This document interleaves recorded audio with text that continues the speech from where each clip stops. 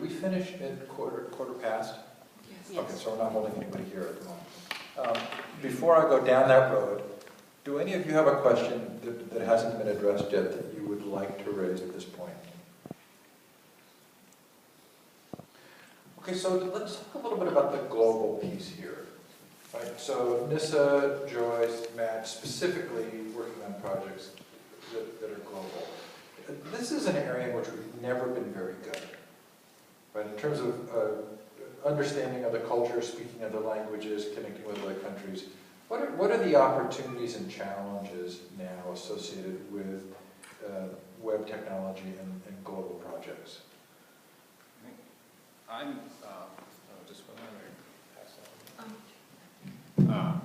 I was actually, so we're starting a new project, and my kids are, again, the guinea pigs. We're piloting it in my room, and it's called Around the World in 180 Days, where we're trying to connect my students with different classrooms around the world. When you hear about it, it sounds like everybody's out there wanting to connect around the world, and that's just, it's there. People are going to knock down your doors and jump in and get involved. And actually finding people to be involved is way more of a challenge than I thought it would be. And I feel like I know some pretty connected people, but it's been much more difficult than I thought it would be. Right now my kids, through personal connections, have gone Inuktitut in the far north of Quebec, Colorado, Iowa, and they've spoken with a teacher in Japan. And all of those, with the exception of Iowa, are personal connections that I have, or that Sue Wade, who I do this with, has. One was found, Iowa was a PLN on my Twitter, Russ Gorin, and then in May we have India coming up, and that was again on Google+.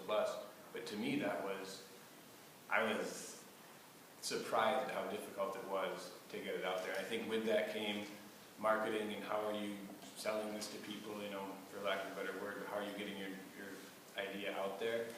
That to me is a huge issue. And you guys can talk about some of the advantages of that. I'm going to speak about timing and how timing is crucial in all this, and how you put it. You have to put in the time. So I use epals.com, and I upload my profile pretty much on a monthly basis. I change it, I alter it, and I just look at the language, and I try to figure out how to get people to connect with me. And I often ask them a question: do you want to be my friend? That kind of thing. And it's been awesome. I've had this connection with 2 women, Allison and Ariana, in 2 parts of the world. And it's about frequency and me talking to them and having this really neat relationship. We both, we think that this is the way to go, but we often are bogged down with other things. So our connections are strong. Our students are connected with multiple videos, postal mail, gifts. There's just been a lot of layers, which have been wonderful, but at the same time, we know this is us, not necessarily something that can be copycatted or done again and again with the same, because every group is going to be different. So I'm just going to reconnect. I'm going to keep trying. I'm going to figure out what group she has, and this person. It's about timing and putting in the time, and sometimes just being really lucky. To be honest, I've actually struggled similar to that. In fact, I came up with this amazing idea. I wanted to have students in my digital video class co-produce a video with another class around the world, and it would be scripted together and then shot differently and then edited differently by sharing video. And then I created an ePals account, and to be honest, it was too much. I had all these ideas. I couldn't quite find a classroom, and I struggled with the timing. And so now that I'm thinking back on it, I think for me personally, at the high school level, students aren't as interested in just making friends. I think that at a younger age and at the middle school level, it's pretty cool, like seeing that. So I have to sort of develop an idea, a backbone to the project.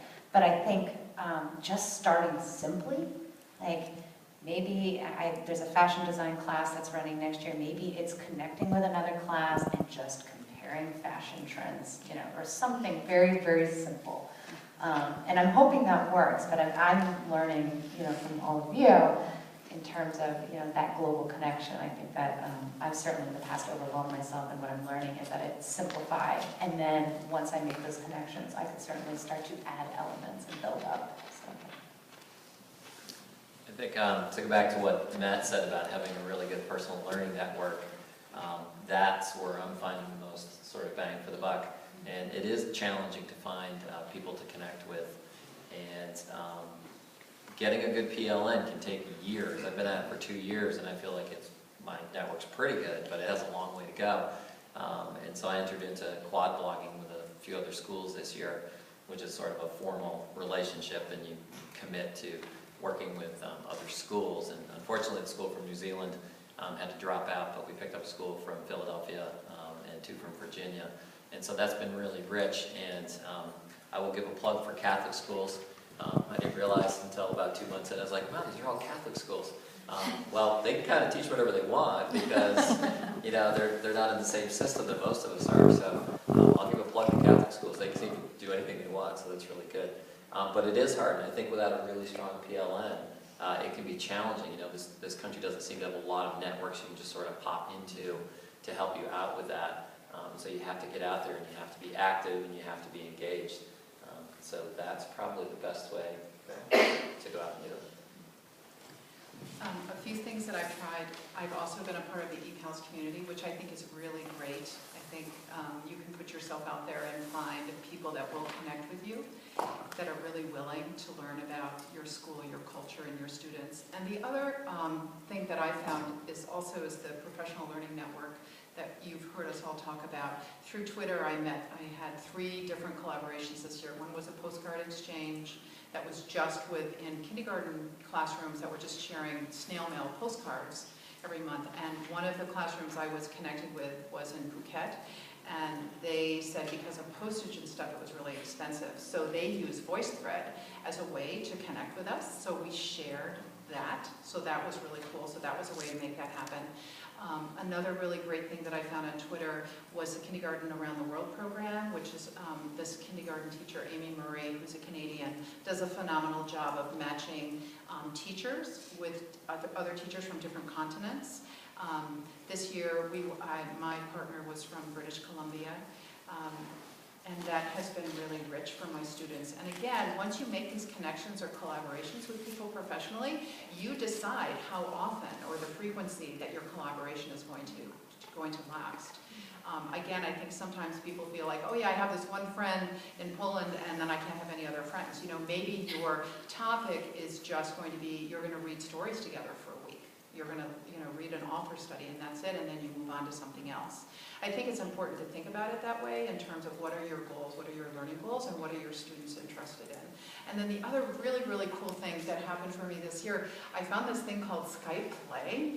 And I was like, oh my God, what is Skype Play? And you join this group and you're in like a pod with a bunch of other teachers who are kind of in your time zone or maybe off a little bit, and you leave your Skype on all day.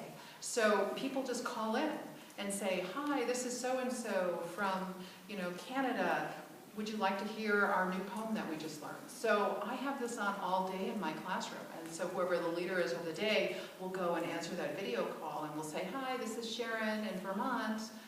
What's going on? And so since we've developed this culture in the classroom since the first day of school, it's not a distraction. The kids are very used to it. And if they're interested in seeing what's going on or connecting, they'll stop what they're doing. Otherwise, that flow continues.